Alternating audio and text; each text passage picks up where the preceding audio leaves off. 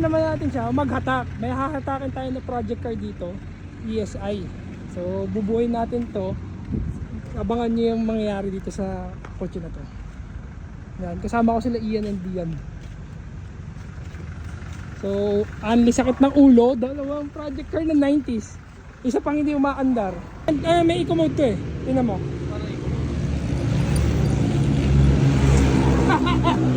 May eco mode. Ayan o. May alaman. Kwantito. May group pala dito eh. Tayo sa bahay. Ayan na.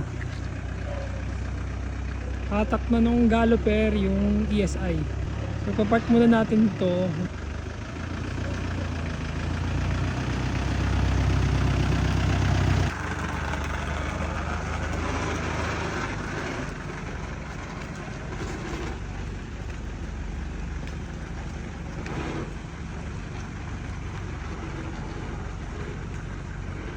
The next day. Nagkaroon na naman ng problema itong galloper. Lumusot naman yung clutch sa EDSA. Buti na lang na drive pa uwi pa. So ngayon ang gagawin naman is aayusin yung secondary yung lumusot eh. Papalitan na rin. Even yung primary para at least isang gawaan na lang.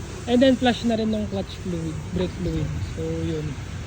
Yun yung una nating na-encounter na problema dito sa Pajero or galloper. Paandar kaya. Mabante ba? Hindi na lumulusot? Okay lang. Okay. It works.